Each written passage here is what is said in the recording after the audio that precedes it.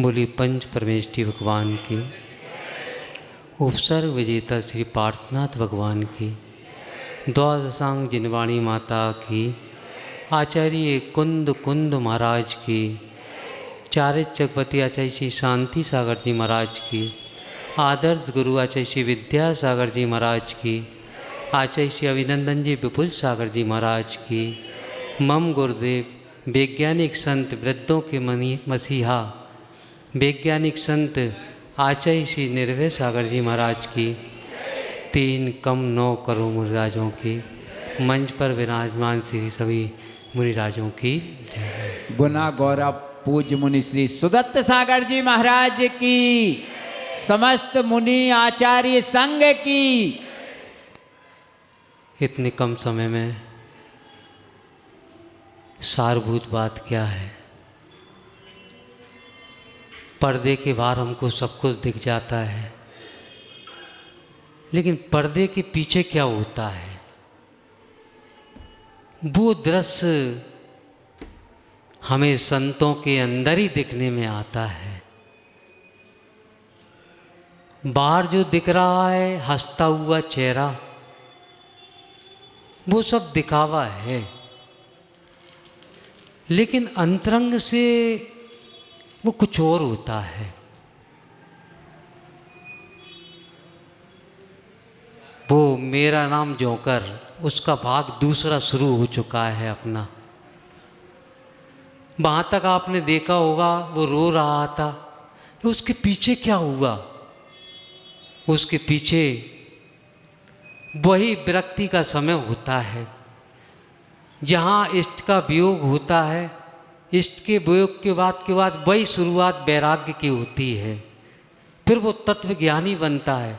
वो तत्वज्ञानी बनने के बाद वो आत्मा का ध्यान करते हुए अपने मोक्ष की प्राप्ति करके सिद्ध शिला पर विराजमान हो जाता है। वह ये क्रम होता है। इसलिए सारभूत बात यही है कि आप लोग प्रतिदिन देखते हैं गुरुदेव, जो 2 बातें हमने आज तक आपको नहीं बतलाई थी, आज वो बतला देते हैं कि जो विरक्ति का समय होता है, जब घर में सब पड़ा हुआ होता है, किसी के भाई का, किसी के पिता का, किसी की माँ का, किसी की पुत्री का, किसी के पुत्र का, उस समय वो क्षण बड़ा संवेदनशील होता है। और वह क्षण होता है बाजों की आवाज़ से। वो बाजों की आवाज़ में आप जो देखते हैं, गीयते यत् सानंदम पूर्वान्ने ललितम ग्रहे तस्मिन् नेवि मध्याह्ने और स दुख मिहे रुद्यते। ये हमने आचार्य श्री विद्यासागर महाराज जी के एक उन्होंने बोला था। यानी जो बाजों की आवाज़ आती है, जो शाम को बाजों की आवाज़ आ रही है, वही सुबह मातम में बदल जाती है। कैसे बदलती है आप सुनते भी हैं, आज मेरे यार की शादी है, आज मेरे यार की शादी है। और फिर वही आवाज़ जब बदली होती है तो वही विपरीतता में वही बाजे वाले आते हैं, वही शादी में आते हैं, वही मरण के समय आ जाते हैं। राम नाम सत्य है, अरहंत नाम है सत्य है। जिस घर में शादी होती है, शाम को बारात आती है और उसी घर में सुबह टोला उठ रहा होता है, वही बाजे वाले आते हैं, सरदार मालवा बैंड। हैं बोलो, आते हैं कि नहीं आते। वही क्षण वैराग्य का होता है। उस बाजे की आवाज में हमको विपरीतता देखना चाहिए। राम नाम सत्य है, अरहंत नाम सत्य है। राम नाम सत्य है, अरहंत नाम सत्य है। हूँ स्वतंत्र निश्चल निष्काम, ज्ञाता दृष्टा आत्म राम। मैं वह हूँ जो है भगवान, जो मुँह है मैं है भगवान।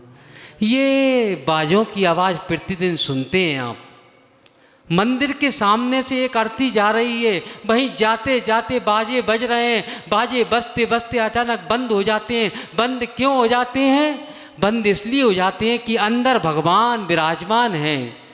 वहाँ भी वो अचेतन है भगवान भी, और जहाँ से ये जो मुर्दा जा रहा है वो भी अचेतन है। दोनों अचेतन पदार्थ हैं।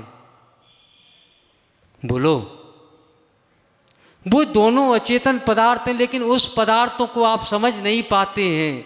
जब समझ में आ जाता है तो सारे संसार शरीर भोगों से विरक्ति हो जाती है। कोई भी ऐसा इस संसार में घर नहीं है जिस घर में मृत्यु ना हुई हो, जिस घर में रोना धोना ना हुआ हो, लेकिन वो आप लोग समझ नहीं पाते हैं। आपने मिश्री लाल जी का नाम सुना होगा। मिश्री लाल जी ने एक कविता लिखी थी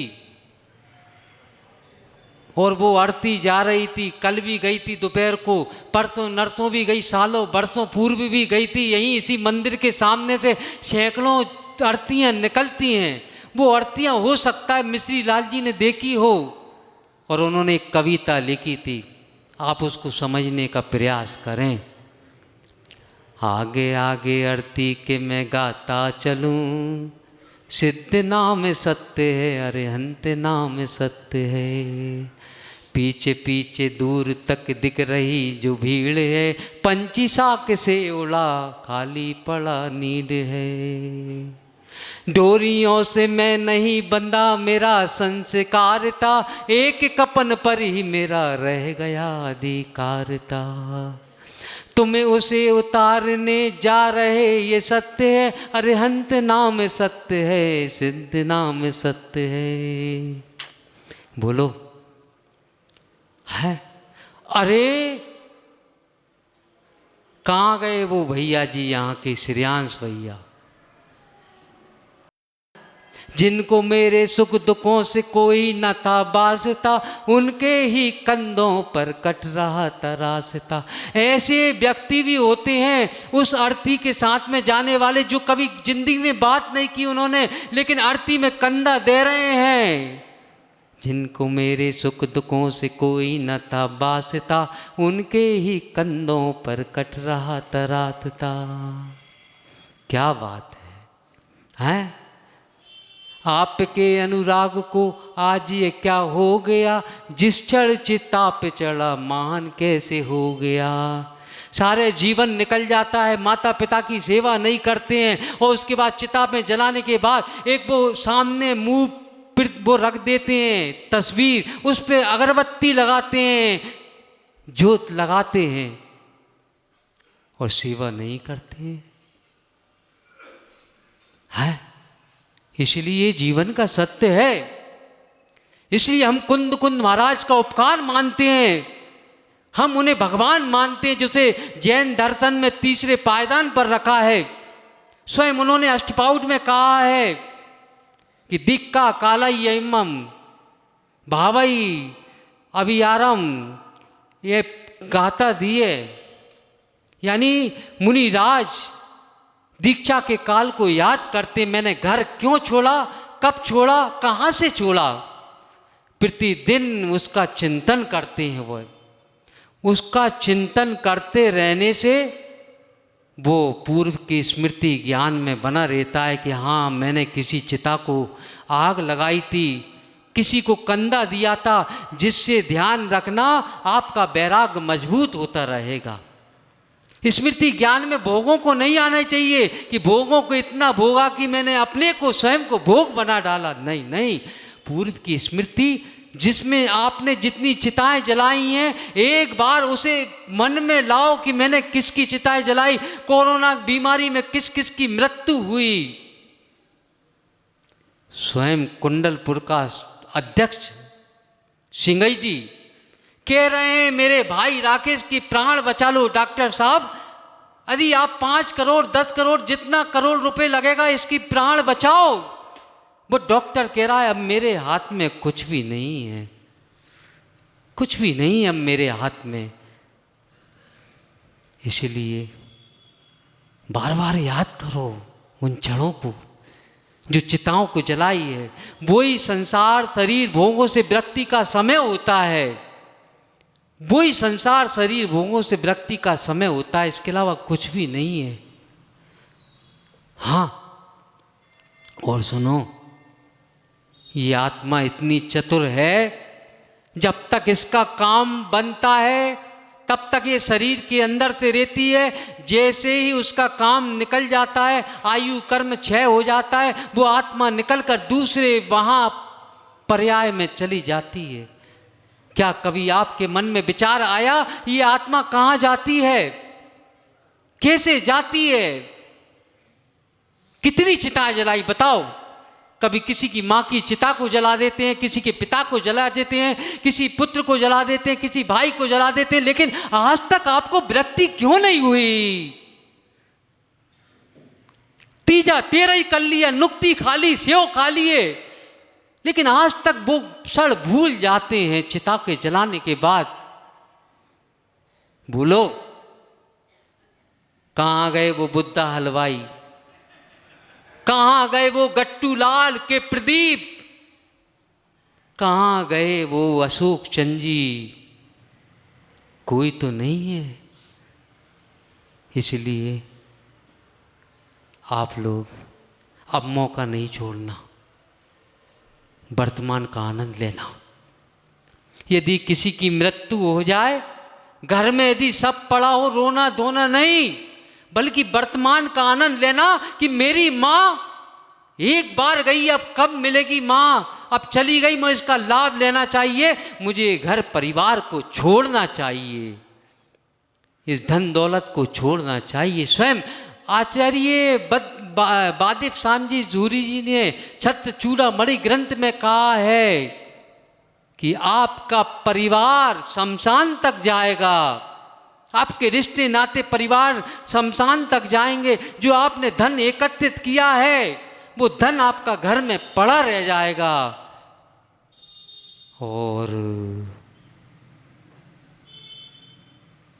और ये शरीर चिता की भस्म में राख बन जाएगा। आपका व्यवहार जो अच्छा है बुरा है वो साथ में चला जाएगा। कहीं ऐसा न हो कि मृत्यु के बाद लोग कहें कि रावण चला गया, बल्कि ये कहें कि हमारे इस दुनिया से राम चला गया। बोलो, जानते हैं बुरा करने वाले ध्यान रखना उसकी पीठ पीछे आलोचना होती है, जो अच्छा करता है उसकी याद बनी रहती है। एक ठेठ ठाकुर साहब, आपने नाम सुना होगा, यहाँ के गोली मार दी थी उसको, 2013-14 की बात है, हमने स्वयं देखा है। हार्ट रूट, विधायक भी रह चुके थे, सांसद रह चुके थे शायद। उनका दामाद इतना इतना इतना इतना गलत काम करता था, इतना दादागिरी बतलाता था, लेकिन ध्यान रखना जब उसकी मृत्यु हुई, गोली मार दी, उसके बाद एक ही बात कह रहे थे लोग बाग कि अरे ये चला गया, रावण चला गया यहाँ से।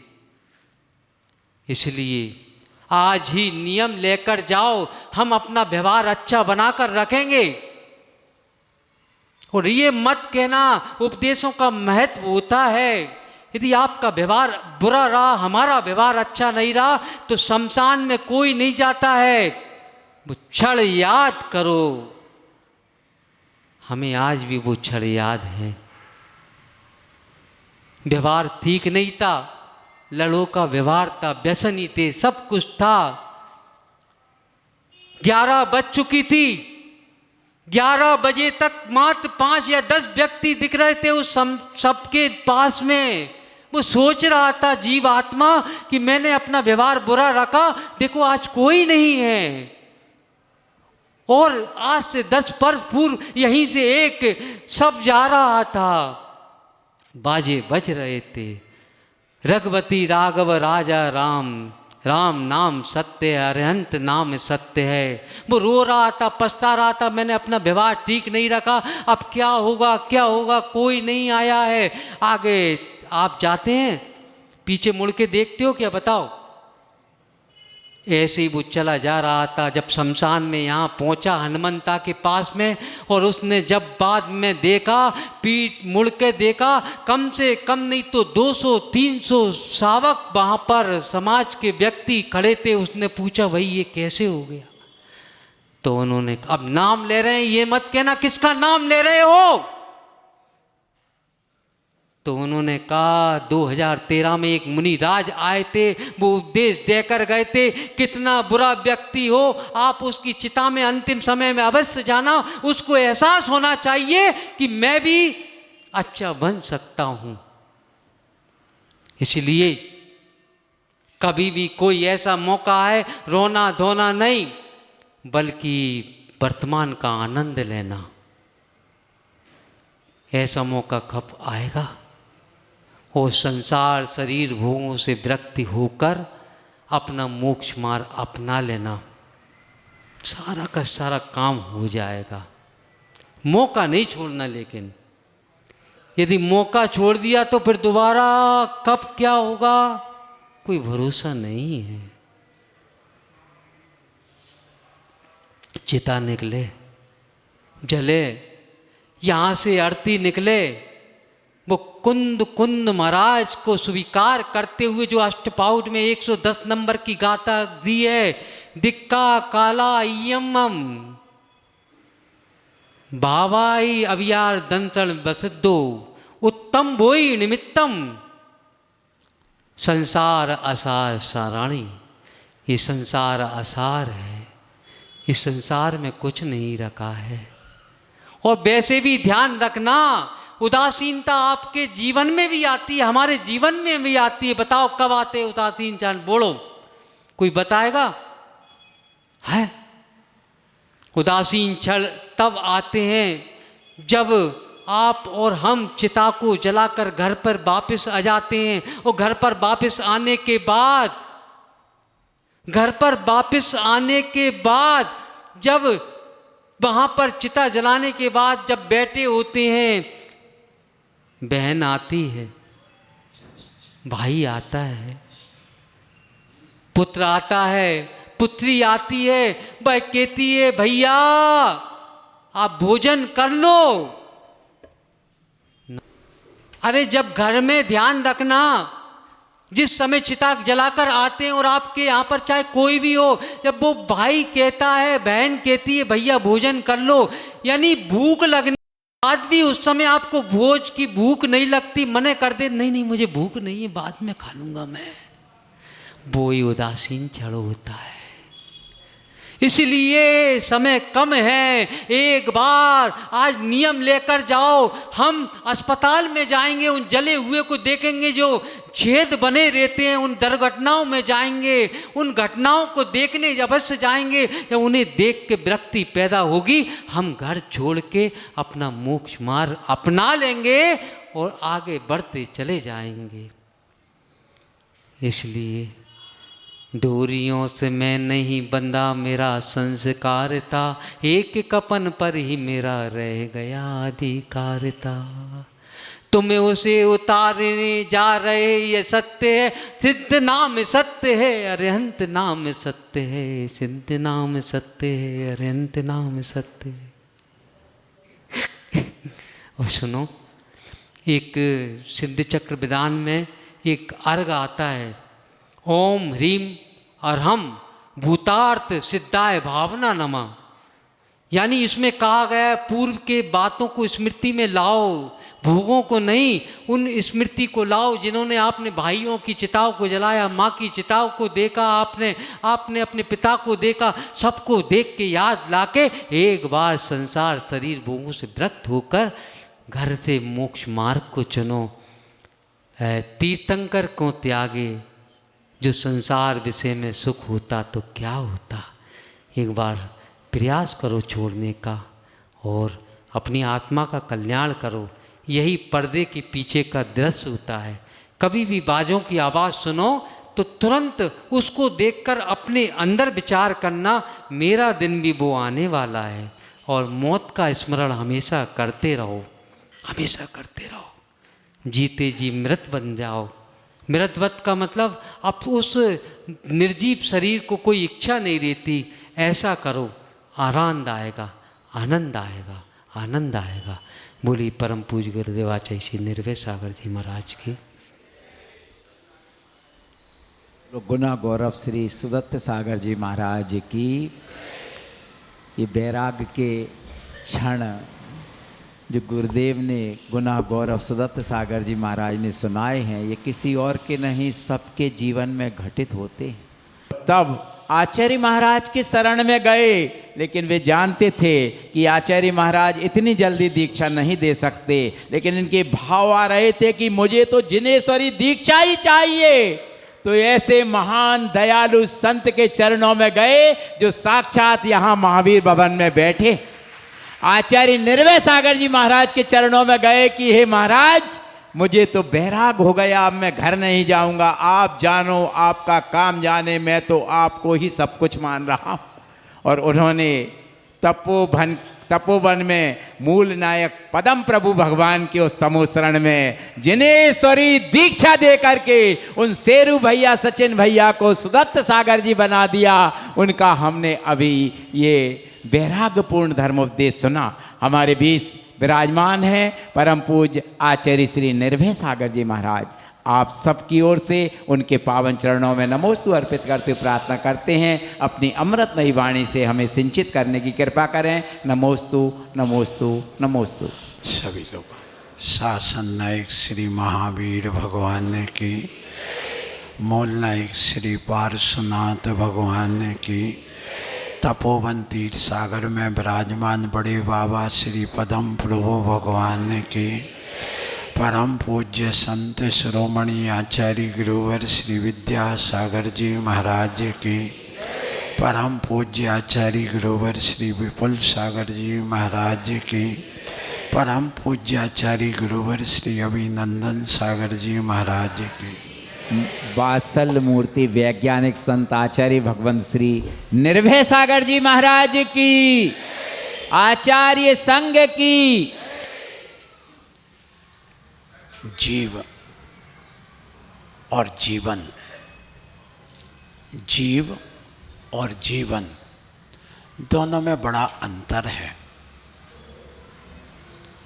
जीवन संयोगी पर्याय है जो कि चेतन और अचेतन से मिल करके बना है।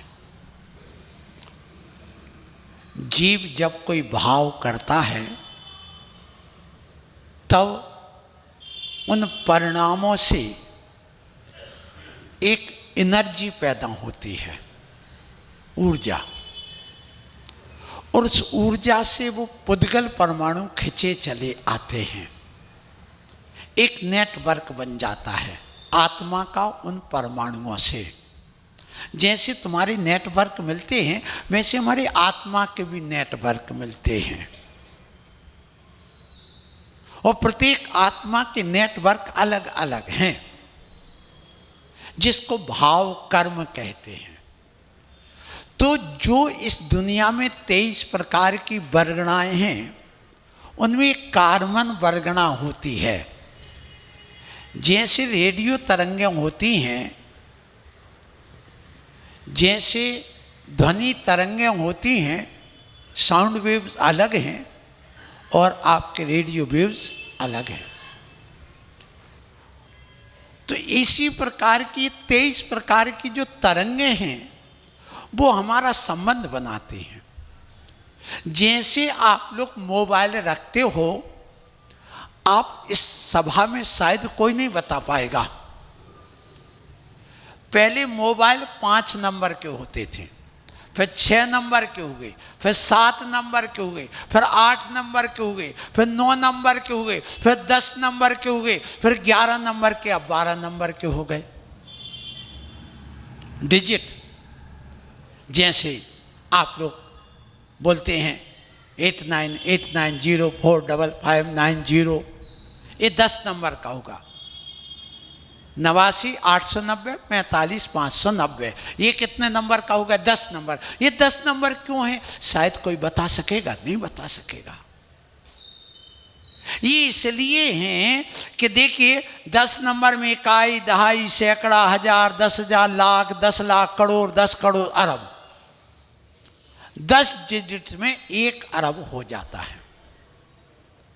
अब यदि हम एक एक व्यक्ति एक एक मोबाइल रखे, सुनना, और आबादी कितनी है? कितनी है? 7 या 8 अरब। कितनी? 8 अरब। तो अब देखिए ये 10 डिजिट में पूरे हो जा रहे हैं। तो हर नंबर अलग अलग चाहिए है, तो 10 डिजिट में ये इतने पूरे नंबर हो जाते हैं। और एक नंबर से दूसरा नंबर मिलता नहीं, जो आप नंबर लगाओगे वही लगेगा। एक नंबर भी कहीं इधर उधर हो गया तो दूसरी जगह कनेक्ट हो जाएगा।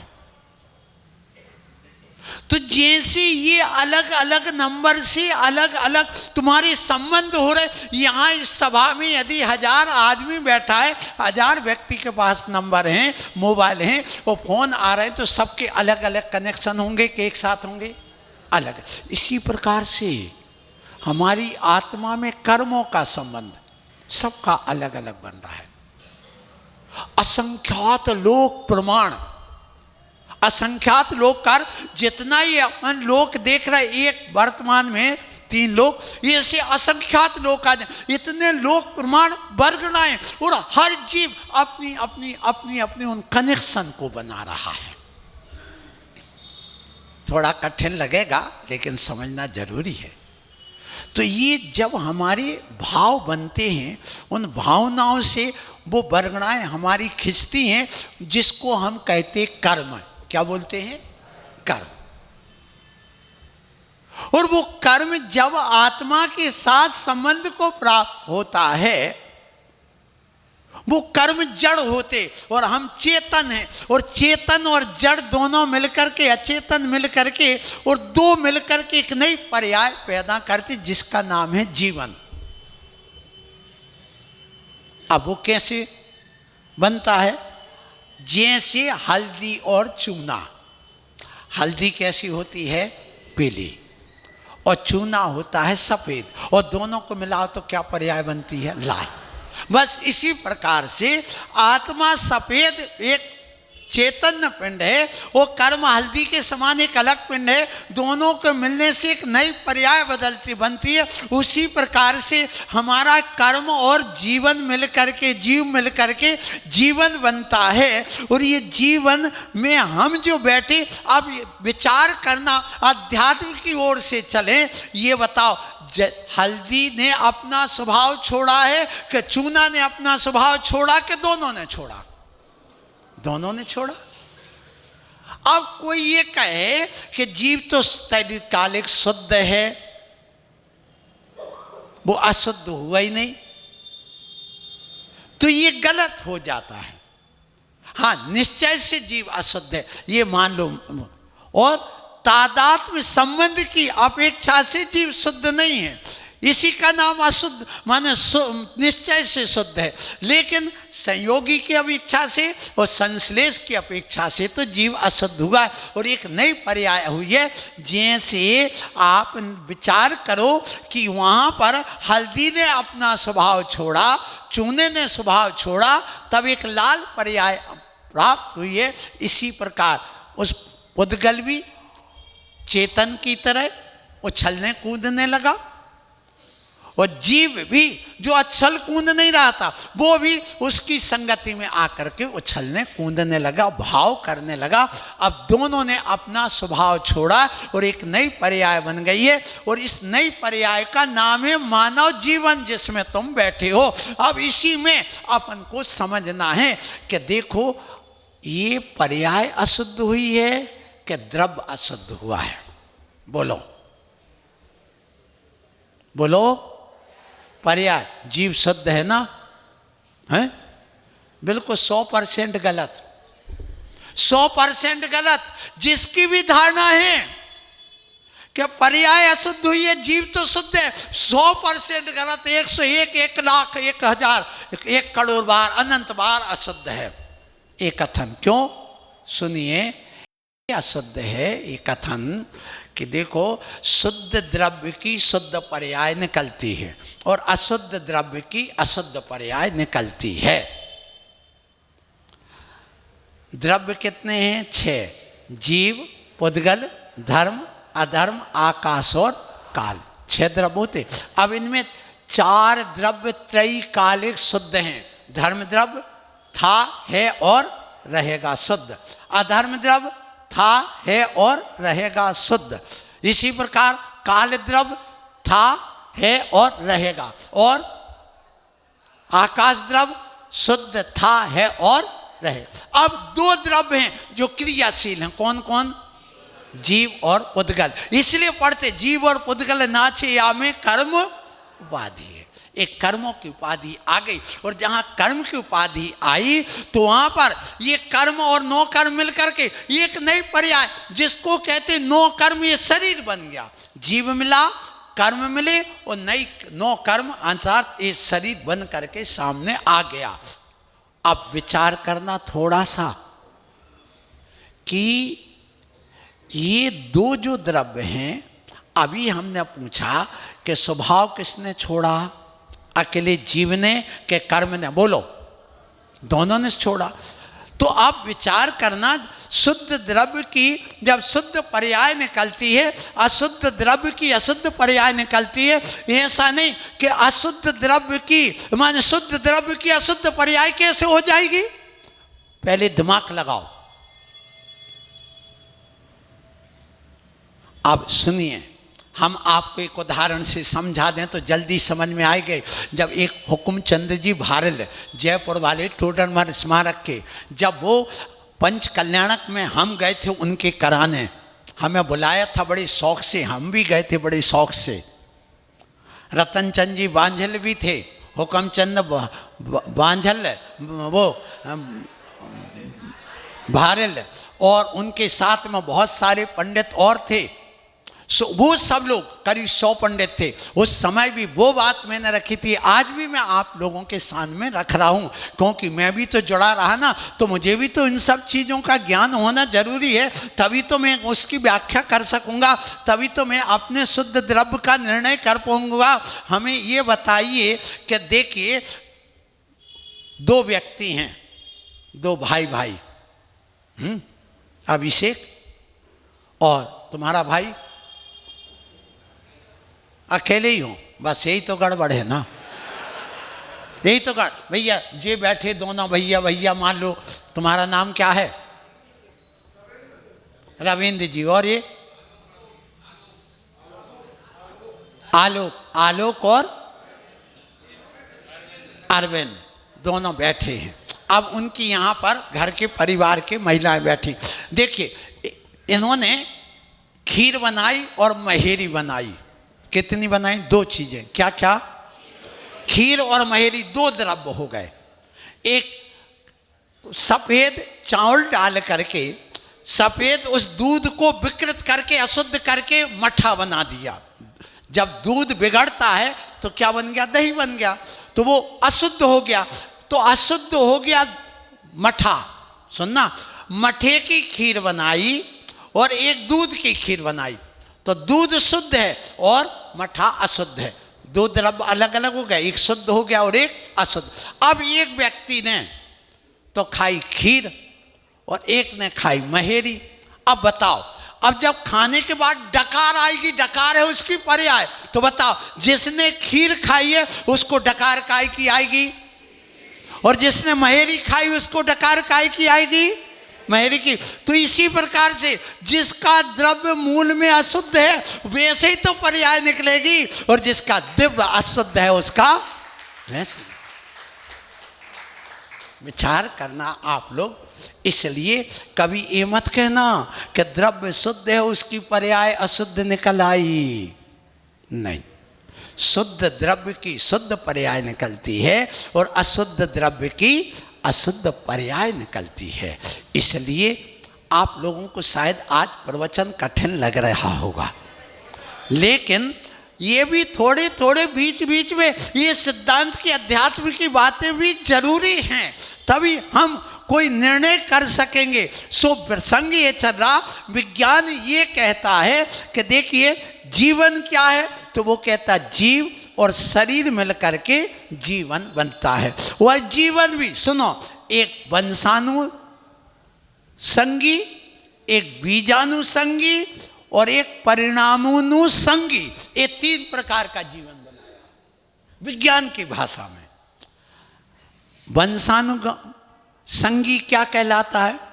वंश के संग से जो उत्पन्न होता, जैसे मात पिता रज बीरज मिलकर बनी दे मेरी या तेरी। तो जो मात पिता के पशु पक्षी में जो नर और मादा मिल करके जो एक नई संतान पैदा होती, उसको कहते वंशानुसंगी। तो हम कौन से हुए विज्ञान की भाषा में? वंशानुसंगी। अब ये होता है बीजानुसंगी, जो बीज बो दिया, जैसे गेहूं का बोया तो क्या पड़ गया? बीज, पेड़ बन गया, वो बीजानुसंगी कहलाता है। इसी प्रकार होता है परिणामानुसंगी, अर्थात पुद्गल हवा पत्थर आदि मिल करके भी जीव बनते हैं। ध्यान रखना, वे भी आपस में क्रिया करके और वो भी जीव का रूप धारण कर लेते, उनमें भी जीव होते हैं, वो होते परिणामानुसंगी, वो बीजानुसंगी नहीं है। ध्यान रखना, जिसको अपने यहाँ पर जो एक कहा है समूर्छन जीव, कौन सा जीव? समूह। उसमें भी इन्होंने विज्ञान ने 2 भेद कर दिए, एक कर दिया बीजानुसंगी और एक कर दिया परिणामानुसंगी, कि वो उसकी परिणामन उसके साथ मिल करके वो उत्पन्न हो गया। परमाणु परमाणु मिल करके वहाँ पर एक पत्थर का रूप बड़ा बनता चला जाता, उसमें भी जीव होते हैं, वो भी उसको स्वीकार करने लगा।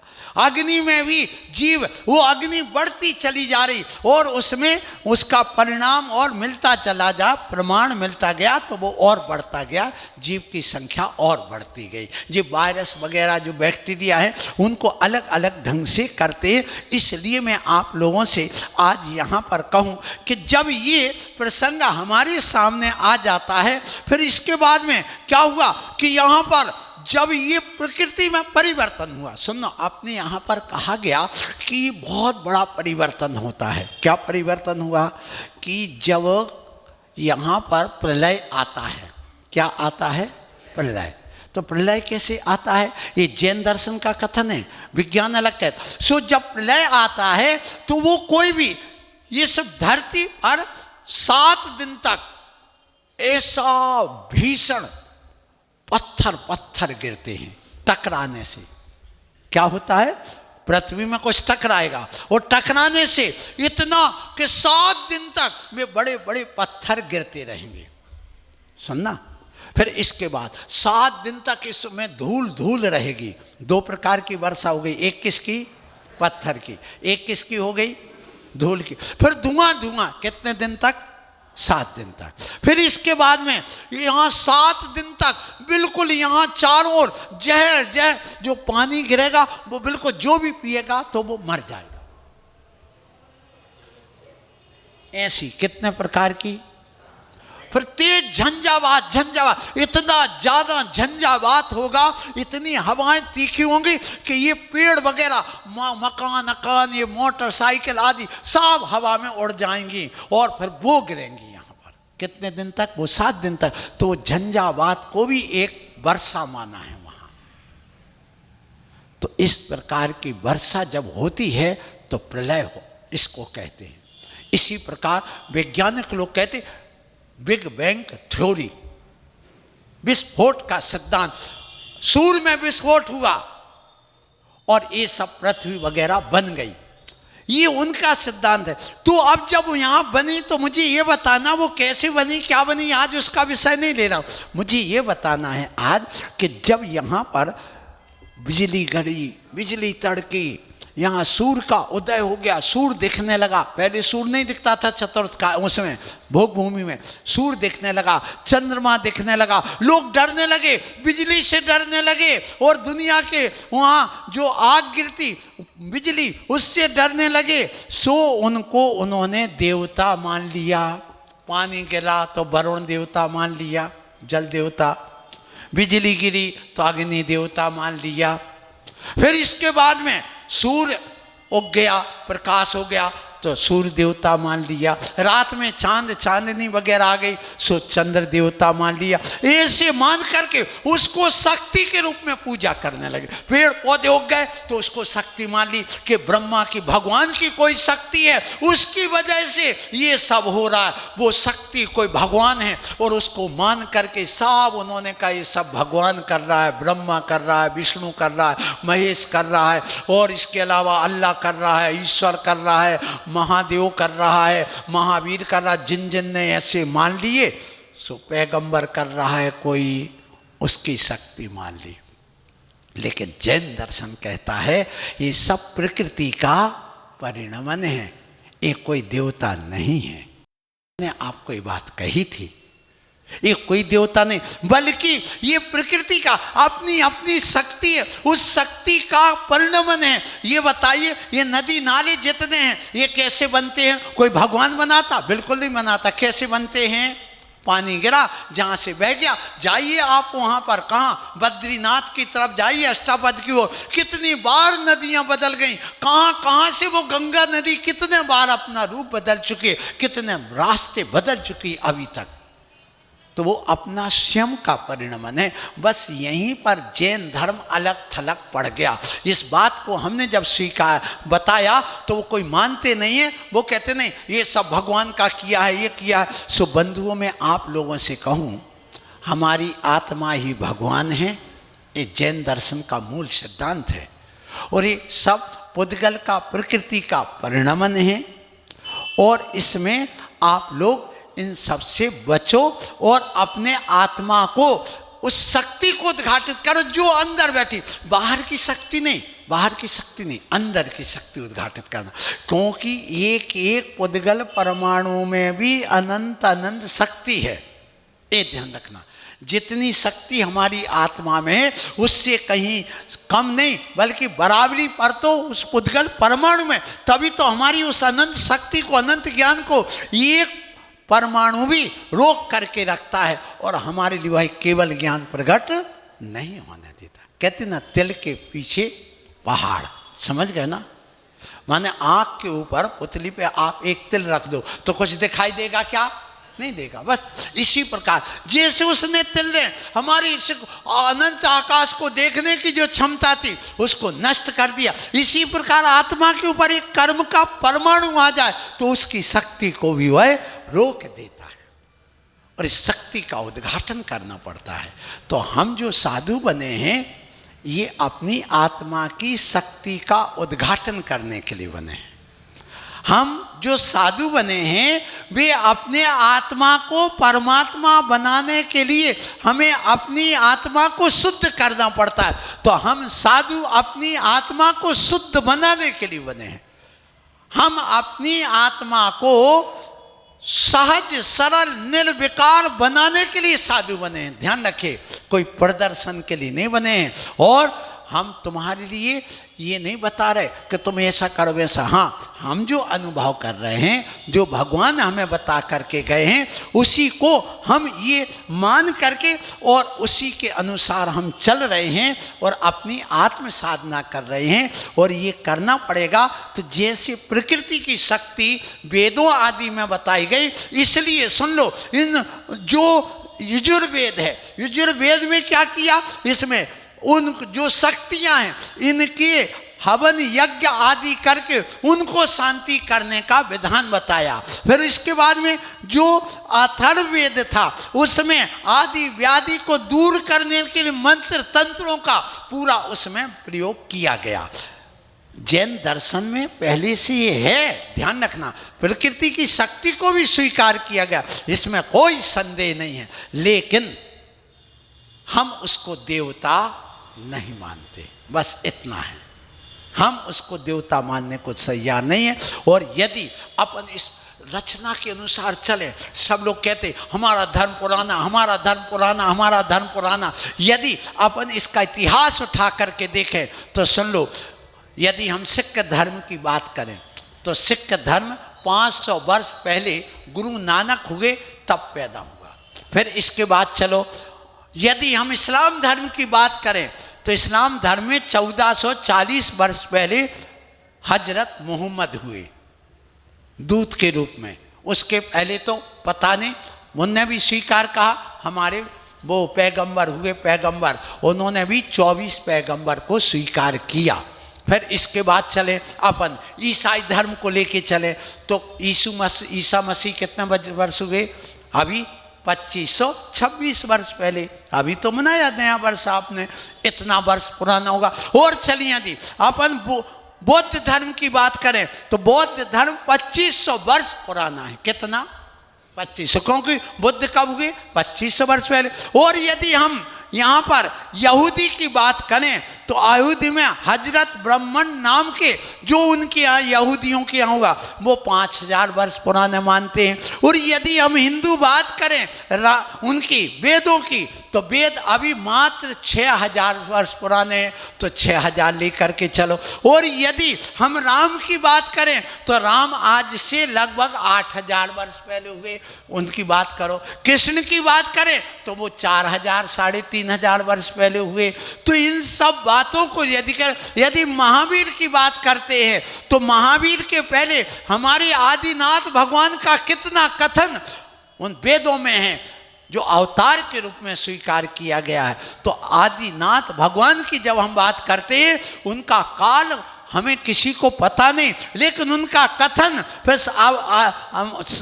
अपने जो आदिनाथ, अजितनाथ, संभवनाथ, अभिनंदननाथ, सुमतिनाथ, पदम प्रभु आदि को हम 24 तीर्थंकरों की जब हम परंपरा लेकर के चलते हैं तो इनकी परंपरा को लेके चलें तो इसमें हमें स्वीकार ही करना पड़ेगा कि जिसका कथन वेदों में है कि ये हुए हैं तो इसका मतलब है कि वेद से पुराने ये तीर्थंकर हुए हैं। इसलिए सबसे प्राचीन कौन हो गए? हमारे भगवान हुए, सिद्ध होता है, इसमें तो कुछ कहने की जरूरत ही नहीं। अब ये बात अलग है, उनका रूप बदलने, जिन के रूप में आया, महावीर के रूप में आया, कहीं वहाँ वेदों में आदि ब्रह्मा के रूप में आया, कहीं अलग अलग नाम दे करके कितने सारे नाम मिलते हैं। सो आप लोगों से यह कहना चाहता हूँ हे जैनियों कि यदि अपन पूरा इतिहास उठा के देखें तो लगभग 12000 वर्ष पुराना इतिहास ही मिलता है। कितना वर्ष? 12000 वर्ष। उस इतिहास को देखें तो उसमें यही कि भैया पहले 7000 वर्ष पहले लोग जंगलों में रहते थे, दिगंबर रहते थे, फल फूल पत्ते खाते थे। ये जो आज सिखाया जाता कि वो मांस खाते थे, नहीं, मांस नहीं खाते थे। क्या खाते थे? फल फूल पत्ते खाते थे। ये ध्यान रखना। वो तो तब जब बिल्कुल वहाँ फल फूल पत्ते नहीं हुए, और जब उसके बाद यहाँ शुरू में फल फूल पत्ते प्रकृति में बहुत ज़्यादा हुए। ये विज्ञान भी स्वीकार करता है कि पहले काई बनी। वो डार्विन का सिद्धांत आप लोगों ने सुना होगा कि उसके अनुसार यदि अपन चलते हैं, डार्विन क्या है? डार्विन का सिद्धांत कि पहले प्रकृति में ये विस्फोट हुआ, विस्फोट होने के बाद यहाँ पर पानी बरसा, उल्कापात आदि हुए, फिर पानी में जीव पड़ गए, वायरस वगैरह सड़ने लगे, फिर उसमें छोटे छोटे जीव बढ़े, फिर छोटे ने बड़ों को, बड़ों ने छोटों को खाया और बड़े होने लगे, फिर वो डायनासोर वगैरह बन गए। वो प्रकृति से बाहर आने लगे तो बाहर खुले में घूमने लगे, पेड़ पौधों को खाने लगे, पत्तों को, तो उनका शरीर और बलशाली हो गया। फिर बंदर बन गया, बंदर बनते बनते फिर बंदर की पूंछ निकल गई, फिर वो आदमी बन गया। ऐसा सिद्धांत है। अब जितने बंदर है उन सब की पूंछ काट के आदमी बन जाएंगे क्या? नहीं बन जाए, क्योंकि बंदर जाति अलग है और मनुष्य जाति अलग है। 84 लाख जातियां। कितनी? ये अलग अलग समझिए इसको। तो इसका मतलब ये है कि हम इंसान हैं, सबसे बड़े विवेकशील हैं। अब हमें ये समझना है कि ये जो भौतिकता है इसकी चकाचौंध, और जो मिथ्यात्व और अज्ञान जो चारों ओर टोना टोटका भ्रमचाल जो चल रहा है उससे बचना है। इस जो कई प्रकार की परिस्थितियां आज बन रही हैं, मूढ़ता जिसको कहें, उनसे बचो।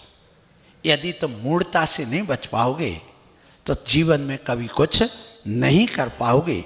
तो आज के इस प्रसंग पर ये कहना चाहता हूँ, विज्ञान ये कहता है लगभग 12,000 वर्ष पहले खेती चालू हुई, लेकिन हमारे यहाँ पर खेती किसने? आदिनाथ भगवान ने करा। तो कम से कम 12,000 वर्ष पुराना तो हमारा जैन धर्म हुआ कि नहीं? इतना तो वेदों से पुराना हो गया कि नहीं हुआ?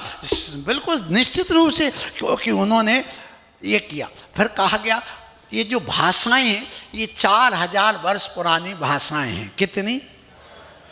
उसके पहले कौन सी थी? नेचुरल भाषा। नेचुरल माने प्राकृत भाषा। जैसे बच्चे ने जन्म लिया तो क्या बोलेगा? एक गाय के बछड़े ने जन्म लिया, माँ, ये प्राकृत भाषा। माँ कौन सी हो गई? नेचुरल, प्राकृत भाषा हो गई। तो ये कहा आओ, फिर के कौन सी भाषा हो गई? ये प्राकृत। तो हमारे जो ग्रंथ लिखे ये सारे प्राकृत भाषा में लिखे, इसलिए सबसे पुरानी भाषा कौन सी हो गई?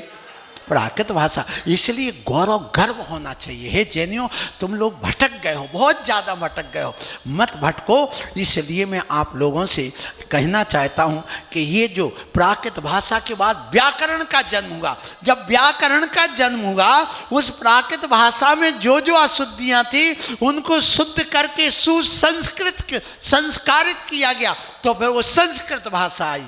तो प्राकृत भाषा वेदों के पुरानी है, ये ध्यान रखना, क्योंकि वेद संस्कृत भाषा में लिखे गए और हमारे ग्रंथ किस में लिखे गए? प्राकृत भाषा में लिखे गए। इसलिए तुम किसी की बातों में आओ कि ये पुराना और ये पुराना और ये पुराना, अपना इतिहास पढ़ो और इतिहास पढ़ करके अपने आत्म तत्व को जानने के लिए मैं आप लोगों से आज यही कहूँगा कि मैंने जो बात की थी कि जीव और जीवन इन दोनों में अंतर है। हम उस जीवत्व शक्ति को उद्घाटित करें। जीवनी शक्ति को तो उद्घाटित भोजन पानी से व्यायाम से करते हो, लेकिन आत्मा की शक्ति, उस जीव की शक्ति को उद्घाटित करना है। तो उस जीव की शक्ति को उद्घाटित करने का उपाय का नाम ही अध्यात्म है, जो हमारे आदिनाथ भगवान ने बताया कि हे जैनियों, तुम उस जीव की शक्ति को उद्घाटित करो, उस आत्मा की शक्ति को उद्घाटित करो, उसको पहचानो। और ये आत्मा की शक्ति को जानने के लिए, पहचानने के लिए अलग अलग यहाँ पर बताया गया कि सुनो, ये जो आत्मा है इस आत्मा की शकल होती है या अकल? बोलो, आत्मा शकलवान है कि अकलवान? आत्मा शकलवान नहीं, अकलवान है, क्योंकि ज्ञान स्वरूपी आत्मा है। ज्ञान का अकल। और तुम किसको संभाल रहे हो? अकल को संभालते हो सुबह से क्या शकल को? सुबह से आईना में चले गए, क्या देखा? अकल के शकल। तुमने नहलाया किसको? शरीर को। इस शकल ही को तो ठीक करते रहे ना। फिर खिलाया पिलाया सुलाया, शकलकार शरीर हो गया। तो इसी में तुम लगे रहे, अरे अकल की बात करो, यहाँ पर अकल बट रही है, तुम अकल की बात ही नहीं करते। तुम तो दिन रात दिन उस पैसे की और शकल की बात करते हो, अकल की बात करो। मैं एक याद आ गया वो प्रसंग, वो सुना दूं। एक बालक था, पिताजी आए और उस पिताजी आने के बाद वह वहाँ खेल रहा था। इतने में माँ आ गई। तो माँ आने के बाद माँ कहती, बेटा ये बता, दो चीज़ें हाँ आपके सामने मैं रखता हूँ। ये तो रखी है अकल। क्या रखी जे? अकल। और जे रखा है पैसा, रुपया, धन। बताओ तुम ये पैसा उठाओगे कि अकल उठाओगे? तो बालक क्या कहता? मैं तो पैसा उठाऊंगा। क्या उठाऊंगा? पैसा। मैं ये नहीं उठाऊंगा। इतने में पापा ने सुना, बोले बेटा क्या कह रहा? बेटा तुम कह रहा मैं पैसा उठाऊंगा और ये अकल नहीं उठाऊंगा। और यदि बेटा मैं तुम्हारी जगह होता तो मैं किसको उठाता? अकल को। मैं शकल नहीं उठाऊंगा या पैसा नहीं उठाऊंगा। बोले क्यों? पापा फिर पूछते हैं, बेटा ये बता, तुम पैसे को क्यों उठा रहा है, अकल को क्यों नहीं उठाया, अकल को ग्रहण क्यों नहीं कर रहा, पैसे को ग्रहण क्यों नहीं कर रहा, और पापा तुमने फिर ये पैसा क्यों ग्रहण किया? तो मैं बताता हूं क्यों। देखो सुनो, जिसके पास जो नहीं होगा वही तो उठाएगा। बेटा क्या कह रहा है कि मैंने क्या उठाया? पैसा। क्यों? मेरे पास क्या नहीं है? पैसा। और बाप से क्या कह रहा वो बेटा शिक्षा दे करके कि तुम्हारे पास क्या नहीं है? अकल। सो तुमने क्या उठाई? अकल। और हमारे पास क्या नहीं है? तो हमने क्या उठाई? पैसा। अब हम आपसे पूछते हैं, तुम किसको उठाते हो? यहां अकल बट रही सुबह से 1 घंटा हो गया, 1.5 घंटा तुम अकल उठाने के लिए बढ़ रहे हो, अकल उठा रहे हो, अकल ले रहे हो कि दुकान पे बैठ करके उस पैसे को उठा रहे। बताओ, तो तुम यदि पैसे जोड़ने में 1 घंटे वहां लगे हो तो वो बच्चे की अकल वाले हो तुम, और कुछ नहीं हो। क्योंकि वो बच्चा कह रहा हम तो क्या उठाएंगे? पैसा। और तुम भी सुबह से शाम तक किस में लगे हो? पैसे में। और यहाँ अकल बट रही है, तुम्हें अकल की कोई चिंता ही नहीं कि हम थोड़ा बहुत ले लें। ईमानदारी से बताओ, इतनी देर में जो हमने ये बातें बताई, तुम लोगों को किसी को ये बातें ज्ञात थी क्या? नहीं थी। तो यही तो अकल है। इस अकल को ले लो बंधुओं, अपनी धारणा को बदलो और अपनी जो बौद्धिक शक्ति है उसको उद्घाटित करना है। इस शक्ति को उद्घाटित करने के लिए हमारे यहाँ कहा गया है, सबसे पहले क्या करना कि मानव जीवन, हमने यदि जीवन पाया है तो पशु का नहीं पाया है, हमने किसका पाया है? मनुष्य का। इस मानव जीवन में प्रकृति का शोषण नहीं करो, बल्कि अपनी आत्मा का पोषण करो। ये शोषण करने के लिए नहीं मिला। जब जब तुम पैसा उठाने जाते हो तब तब तुम प्रकृति का शोषण करते हो। और आज जितना भी विज्ञान का विकास हुआ वो सब प्रकृति का शोषण कर रहा है। और ये आने वाले समय में कली काल ये है, और आने वाला समय बहुत विकट है। कभी भी भूकंप आ सकता है, ये ध्यान रखिएगा। कभी भी ये कोई भी ग्रह आकर के, जो आपने उपग्रह ऊपर टकरा दिए, छोड़ दिए आकाश में, वे कभी भी गिरेंगे तो स्काई लैब की तरह जैसे हल्ला हुआ था ना, वो तो हुआ था, शेर आ जाएगा, शेर आ जाएगा। और वास्तव में जब शेर गिरेगा आएगा तो पता ही नहीं चलेगा। इसलिए सावधान रहिए, अपनी शक्ति को उद्घाटित करिए। मानव जीवन रूपी जो वृक्ष है, इसमें अपने लिए दया रूपी एक फल लगाना चाहिए। क्या दया का फल लगाओ।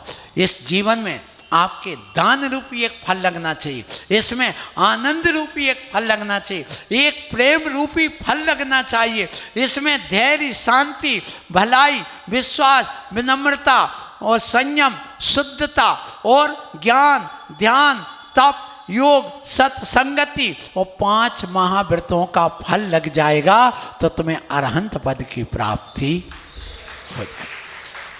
आत्मा से परमात्मा बन जाओगे। ये फल लग जाए, ये हम साधना कर रहे। अभी हमारे मुनि श्री नगर गौरव कौन, सुदत्त सागर जी ने अपने वैराग्य की बात बताई, हमने सुनी नहीं है, थोड़ा संचालक महोदय से सुन लिया कि इन्होंने अपने वैराग्य की बात बताई है।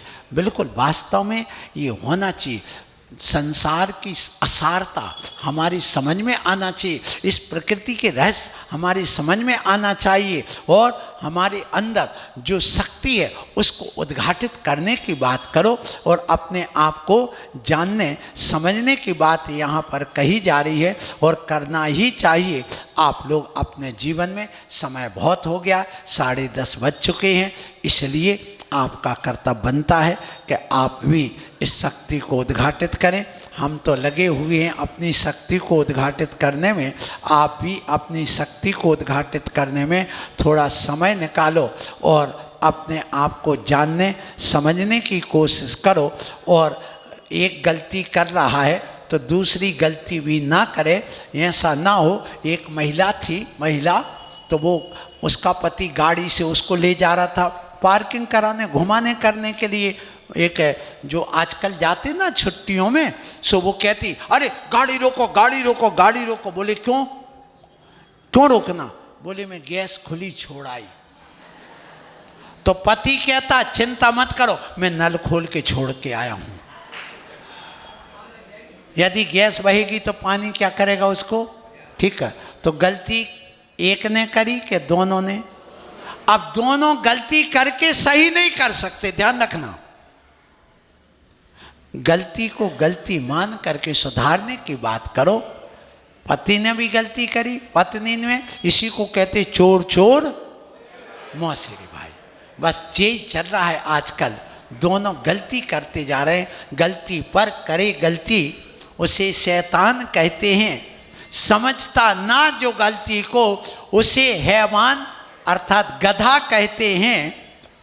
और गलती कर सुधारे जो उसे इंसान कहते हैं। और गलती से परे है जो उसे भगवान कहते हैं। इसे गलती से परे बनो, गलती को सुधारो। बोलो महावीर भगवान। बोलो वैज्ञानिक संत आचार्य निर्भय सागर जी महाराज की।